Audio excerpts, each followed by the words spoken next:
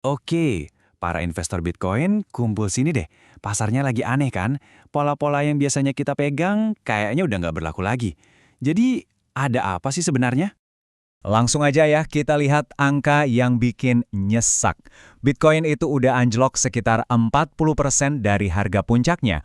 Wow, jatuh segitu dalamnya jelas bikin semua orang deg-degan dan bertanya-tanya.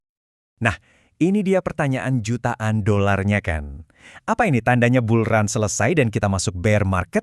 Atau jangan-jangan ada cerita lain yang lebih gede di baliknya? Yuk kita bongkar bareng-bareng misteri ini. Oke, pertama-tama kita harus ngerti dulu soal mantra lama yang dipegang teguh sama banyak orang. Sebuah siklus yang bertahun-tahun jadi kitab suci investor.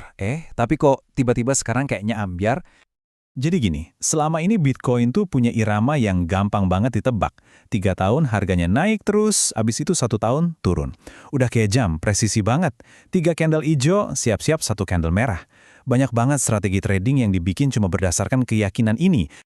Tapi, siklus yang sekarang ini, wah, beda cerita. Dia bener-bener ngerusak pakem. Harusnya kan kita dapat tahun ketiga yang hijau buat nutup bull run, malah dapat candle merah yang bikin semua orang kaget. Pola sakral itu resmi rusak. Pusing kan? Makanya semua orang sekarang nyari jawaban.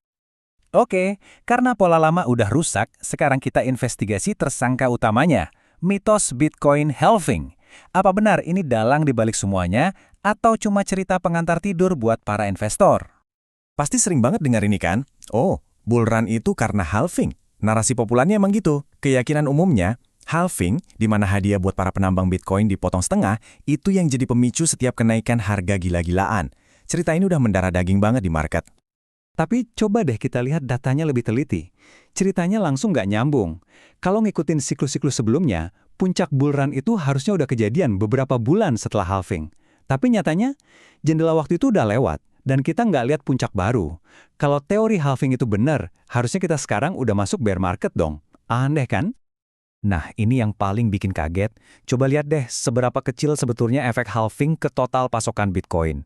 Halving yang kemarin itu cuma ngurangin inflasi tahunan dari sekitar 1,6% jadi cuma 0,8%. Kecil banget, ibaratnya cuma setetes air di lautan. Jadi, intinya di sini. Coba pikir deh, masuk akal nggak sih perubahan pasokan sekecil 0,8% bisa jadi mesin penggerak pasar triliunan dolar? Kayaknya nggak mungkin. Pasti ada sesuatu yang jauh lebih besar. Kekuatan lain yang lagi bekerja di sini. Ini nih yang membawa kita ke konsep paling penting dalam analisis, bahkan mungkin dalam hidup, korelasi itu bukan berarti sebab akibat. Cuma karena dua hal terjadi berbarengan, bukan berarti yang satu nyebabin yang lain. Biar gampang, kita pakai analogi klasik aja ya. Coba bayangin, pas musim panas, penjualan es krim pasti naik gila-gilaan. Nah, di waktu yang sama, ada hal lain yang juga ikut naik. Dan ini lebih serem, jumlah serangan hiu. Pertanyaannya jadi gini, apa makan es krim bikin kita diserang hiu? Ya jelas enggak lah ya. Kedengarannya konyol, tapi ini contoh sempurna buat nunjukin betapa kelirunya kalau kita langsung nyambungin dua hal yang terjadi bersamaan. Nah, inilah yang namanya korelasi palsu. Penjualan es krim sama serangan hiu itu nggak ada hubungannya sama sekali. Keduanya sama-sama disebabkan oleh faktor ketiga yang nggak kelihatan, yaitu, musim panas. Lebih banyak orang ke pantai, lebih banyak yang makan es krim, dan lebih banyak juga yang berenang. Logis kan? Oke, jadi kalau halving itu bukan penyebabnya, terus apa dong musim panasnya Bitcoin? Apa faktor ketiga yang selama ini kita nggak sadari? Jawabannya, kita harus lihat gambaran besarnya. Ternyata, siklus ini tuh bukan cuma milik Bitcoin. Pola yang mirip banget juga terjadi di altcoin, di pasar saham kayak S&P 500, bahkan di ekonomi real. Ini tuh fenomena global. Artinya ada satu pemicu raksasa yang menggerakkan semuanya. Dan inilah dia momen ahanya. Lihat deh grafik ini. Lihat seberapa mirip pergerakan harga Bitcoin dengan pasokan uang global atau M2. M2 itu gampangnya total jumlah uang yang beredar di dunia. Garisnya hampir nempel kan? Ini jelas, bukan kebetulan. Mekanismenya sebenarnya simpel banget. Gini alurnya. Pertama, bank sentral dan pemerintah nyetak lebih banyak uang. Kedua, uang itu banjir di sistem. Ketiga, karena uangnya kebanyakan, dia butuh rumah baru. Jadi dia lari ke aset-aset kayak saham dan Bitcoin. Hasilnya, ya harga asetnya jadi naik. Sesimpel itu. Oke, setelah kita paham pendorong utamanya, sekarang kita coba pakai kacamata baru ini buat lihat apa yang terjadi sekarang dan kira-kira apa yang bakal terjadi ke depan. Teori likuiditas ini bahkan bisa ngejelasin kenapa harga Bitcoin anjlok 40% baru-baru ini. Itu bukan sinyal bear market loh, tapi lebih karena ada sedotan likuiditas jangka pendek.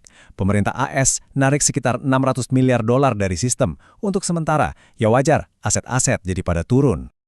Dan kalau kita lihat ke depan, datanya malah bikin optimis. Pertumbuhan pasokan uang global sekarang itu masih di bawah level puncak di bull run sebelumnya.